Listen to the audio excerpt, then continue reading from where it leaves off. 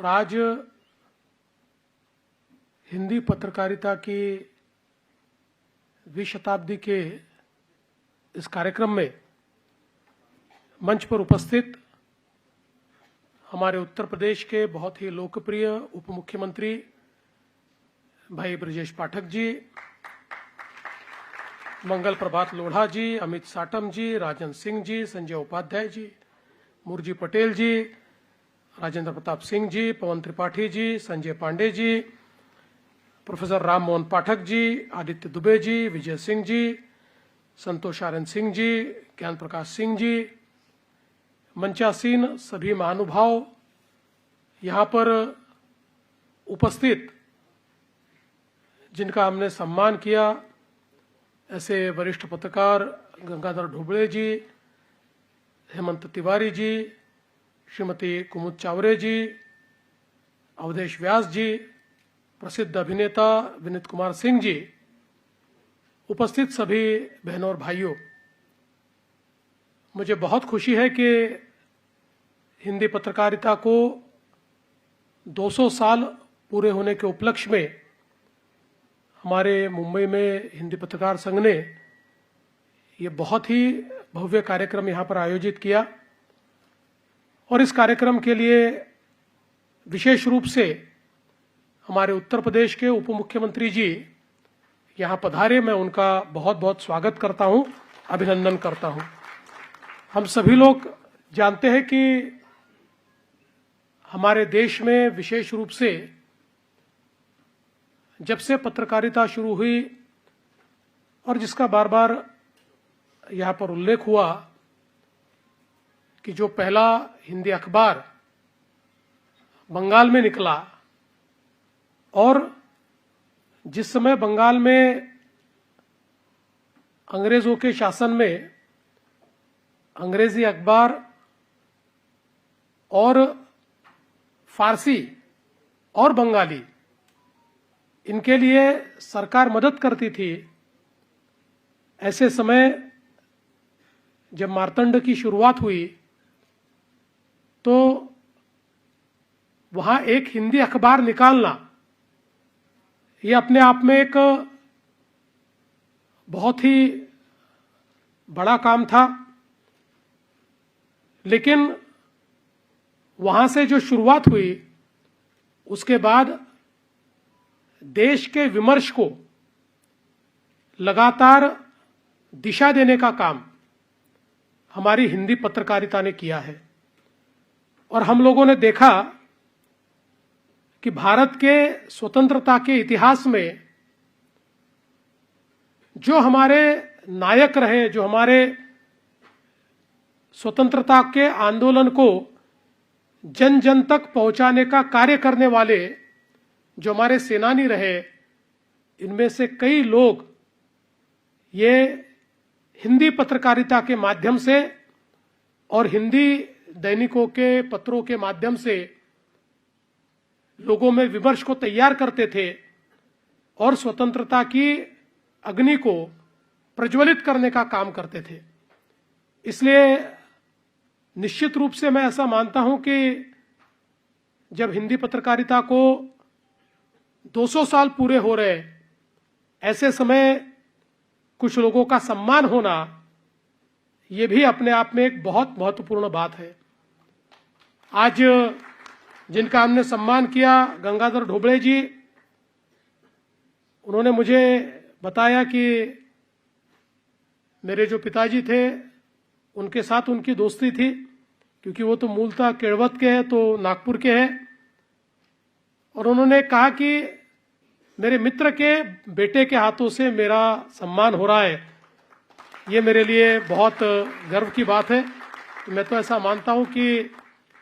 उनका आशीर्वाद, ये पिता का आशीर्वाद मुझे आज प्राप्त हुआ है। और उत्तर प्रदेश मान्यता प्राप्त संवाददाता समिति लखनऊ के हमारे हेमंत तिवारी जी हैं और कुमुद जी को तो हम बहुत सालों से हमारे मंत्रालय में, विधान भवन में और महाराष्ट्र में पत्रकारिता करते हुए हमने उनको देखा है। और महाराष्ट्र की राजनीति की नब्ज जिनको मालूम है, ऐसी कुमुद चावरे जी हो या फिर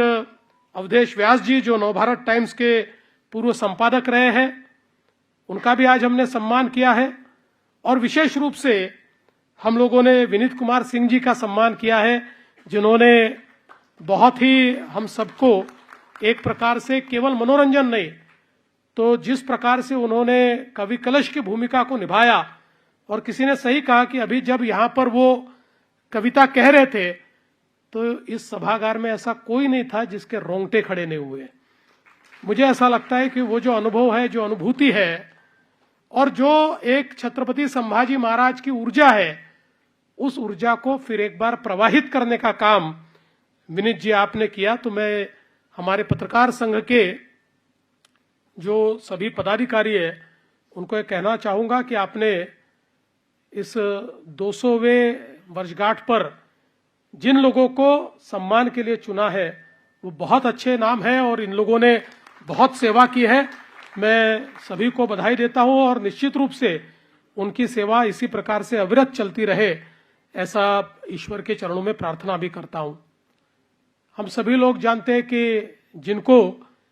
हिंदी पत्रकारिता का भीष्माचार्य कहा जाता है, ऐसे बाबूराव पराड़कर जी मूलतः कोंकण के थे और बाद में उत्तर प्रदेश में जाकर जिस प्रकार से बाबूराव जी ने हिंदी पत्रकारिता की सेवा की और उसके बाद हिंदी पत्रकारिता के विकास में उनका जो योगदान रहा है, मैं ऐसा मानता हूं वो बहुत महत्वपूर्ण इस प्रकार का योगदान है। और निश्चित रूप से ये जो एक प्रकार से महाराष्ट्र का और उत्तर प्रदेश का और विशेष रूप से हिंदी और मराठी का रिश्ता है, वैसे तो जैसे छत्रपति संभाजी महाराज के साथ कवि कलश थे, वैसे ही जब छत्रपति शिवाजी महाराज का राज्याभिषेक करना था और उस समय जो देश के जाने माने विद्वान हैं उनमें से कोई आकर उनका सम्मान करे, इस प्रकार की बात आई, तो उस समय काशी से गागा भट्ट जी को बुलाया गया, जिन्होंने आकर छत्रपति शिवाजी महाराज का राज्याभिषेक किया। लेकिन यह भी मैं कहना चाहता हूं कि रिश्ता तब शुरू नहीं हुआ, ये रिश्ता ऐसा है कि गागा भट्ट जी का परिवार भी महाराष्ट्र से ही जाकर काशी में बसा हुआ था। इसलिए मैं ऐसा मानता हूं कि ज्ञान की धारा ये महाराष्ट्र और उत्तर प्रदेश की बहुत सदियों से बहती हुई आई है। और जैसा ब्रजेश पाठक जी ने बताया कि हमारी जो भाषाएं है, हिंदी हो मराठी हो, ये भाषाएं भी जो संस्कृत को अपनी मां मानती है, जो देवनागरी लिपि में जिन भाषाओं ने एक प्रकार से अपनी लिपि को तैयार किया है। और मैं तो हमेशा कहता हूं कि आपको अगर मराठी और हिंदी ये कैसे लिखना, इसमें आप ज़्यादा पढ़े नहीं होंगे,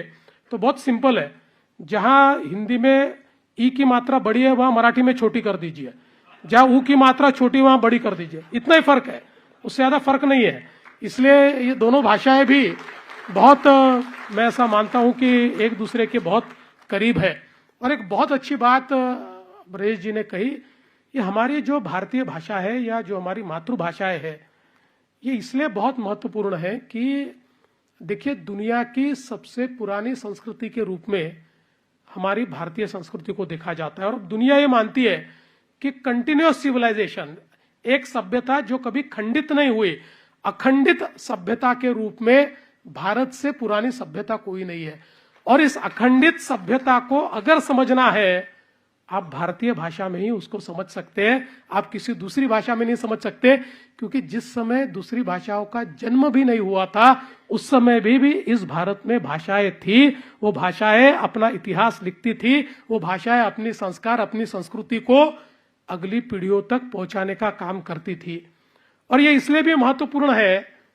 कि अगर दुनिया का इतिहास देखिए तो दुनिया में दो प्रकार की अर्थव्यवस्थाएं दिखती है, एक विकसित अर्थव्यवस्था और दूसरी विकसनशील अर्थव्यवस्था। और एक बात देख लीजिए, जितने विकसित राष्ट्र है उनमें उनके पढ़ाई का माध्यम उनकी मातृभाषा है, और जितने विकसनशील राष्ट्र है इनमें उनके ऊपर जिन्होंने राज किया उनकी भाषा में लोग पढ़ रहे हैं, वो मातृभाषा में नहीं पढ़ते हैं। इसलिए मातृभाषा में जो पढ़ रहे हैं वो आगे निकल गए, और जो थोपी हुई भाषा में पढ़ रहे हैं वो कहीं ना कहीं अभी भी लड़ रहे हैं कि हम विकसित होना चाहते हैं। आप देखिए, जर्मन में जाइए, जर्मनी में तो जर्मन भाषा में ही पढ़ना पड़ता है, जापान में जाइए तो जापानी भाषा में पढ़ना पड़ता है। चीन ने भी ये ध्यान में लिया और चीनी भाषा में वो लोग वहां पढ़ते हैं। फ्रांस में जाइए तो फ्रेंच भाषा में पढ़ना पड़ता है। अब अमेरिका और इंग्लैंड की भाषा ही अंग्रेजी है तो वहां अंग्रेजी में पढ़ना पड़ता है। तो दुनिया के विकसित राष्ट्रों ने, कोरिया में कोरियन भाषा में पढ़ना पड़ता है। हम ही लोग हैं कि जिन लोगों ने धीरे धीरे अपनी भाषाओं को पीछे रखकर हमको ये लगा कि अंग्रेजी में पढ़कर ही हम साहब बनेंगे, और साला में तो साहब बन गया, गाना हमने बोल दिया, साहब बने ही नहीं। तो इसलिए मुझे लगता है कि आज जो प्रधानमंत्री जी ने हमारी मातृभाषा को एक प्रकार से सम्मान देने की बात की, और मातृभाषा में पहली बार हमारे देश के अंदर हम लोग पढ़ रहे हैं, तो इसका निश्चित रूप से मैं ऐसा मानता हूं कि हमारे विकास में एक बहुत बड़ा फायदा होगा। और एक चीज और मैं कहना चाहता हूं कि जो अमित जी ने यहाँ पर कहा कि भाषा ये तो संपर्क का ही माध्यम है, विवाद का माध्यम कभी हो ही नहीं सकता। और मैं तो ये मानता हूं कि बहुभाषी होना ये भी अपने आप में आज बहुत महत्वपूर्ण है। अपनी मातृभाषा को तो हमने सीखना ही चाहिए, क्योंकि मातृभाषा नहीं आएगी तो मुझे ऐसा लगता है कि हम एक बहुत ही नैसर्गिक इस प्रकार की ज्ञान प्रक्रिया से बाहर हो जाते हैं। इसलिए मातृभाषा तो आनी ही चाहिए, लेकिन मातृभाषा के साथ कोई और हमारे देश की भाषा अगर हम लोग सीखेंगे तो मुझे ऐसा लगता है कि देश का ये जो ज्ञान है उस ज्ञान को हम निश्चित रूप से बटोर पाएंगे। आज देखिए, इस देश में इतनी विविधता है और हर भाषा ने हमको इतना साहित्य दिया है, इतना विचार दिया है, इतने प्रकार के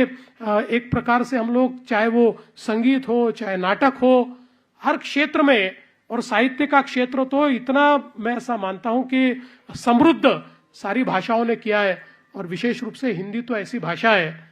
हमारे देश में हमने राष्ट्रभाषा का दर्जा देश की सारी भाषाओं को दिया है। मराठी भी राष्ट्रभाषा है, तमिल भी राष्ट्रभाषा है, तेलुगु भी राष्ट्रभाषा है, लेकिन राजभाषा का दर्जा ये हमने देश में हिंदी को दिया है। और एक प्रकार से संपर्क का सूत्र बनाने का कार्य इस देश में हिंदी करता है। और मैं तो ऐसा मानता हूं कि हमारे देश की सारी भाषाएं, आज देखिए जो हमारी तमिल भाषा है, इस तमिल भाषा में जो साहित्य तैयार हुआ है, तमिल भाषा में जो ज्ञान है, आज तमिल ये दुनिया की, क्योंकि संस्कृत तो बहुत पुरानी भाषा है, लेकिन संस्कृत तो रोज के बोलचाल की भाषा नहीं है। बोलचाल की भाषाओं में दुनिया में सबसे पुरानी भाषा अगर कोई होगी तो तमिल भाषा है, और उसमें इतना ज्ञान है। लेकिन अगर हम लोग भाषाओं का विरोध करेंगे, भाषाएं नहीं पढ़ेंगे, भाषाओं पर विवाद करेंगे, तो इससे शायद किसी को वोट मिल जाएगा, किसी को कुर्सी मिल जाएगी, लेकिन देश का ज्ञान समाप्त हो जाएगा। देश के ज्ञान की ये जो परंपरा है, उस परंपरा को हम लोग अपने आने वाली पीढ़ियों तक नहीं पहुंचा पाएंगे। इसलिए सभी भाषाओं का सम्मान हो, और विशेष रूप से हिंदी जैसी भाषा, जिस भाषा ने हमारे स्वतंत्रता की लड़ाई में भी एक बहुत बड़ा योगदान दिया है, हमारे देश के विमर्श को लोगों तक पहुंचाने में एक बहुत बड़ा योगदान दिया है, मैं ऐसा मानता हूं वो बहुत महत्वपूर्ण है। और विशेष रूप से जैसे मेरा 6, 7, 8 साल पुराना भी एक वीडियो हमने यहाँ पर देखा, तो मैं ये मानता हूं कि आज पत्रकारिता के सामने बहुत चुनौतियां हैं, क्योंकि माध्यम इतने बदले। पहले हम लोग जानते थे कि प्रिंट मीडिया था, फिर इलेक्ट्रॉनिक मीडिया आया, अब डिजिटल मीडिया, और फिर उसके बाद सोशल मीडिया। अब ये सारे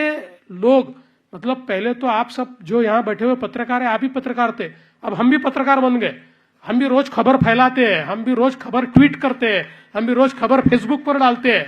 हम ही अपना फोटो खिंचवा कर उसके नीचे हम ही खबर बनाते हैं और उसको लोगों तक पहुंचाते हैं। तो इतने चैलेंजेस आज पत्रकारिता के सामने खड़े हुए हैं। सवाल ये नहीं है कि कोई खबर कितनी वायरल होती है, सवाल ये है कि उस खबर में ऑथेंटिसिटी कितनी है। किसी भी खबर का मूल्य जो है उसके वायरल होने पर नहीं है, वो खबर कितनी सच्ची है, वो खबर कितनी यथार्थ के साथ तैयार हुई है, ये बहुत महत्वपूर्ण है। और आज तो हम लोग देखते हैं, विशेष रूप से मेरी शिकायत तो डिजिटल मीडिया के साथ है। मैं तो हमेशा मजाक में बोलता हूं कि अगर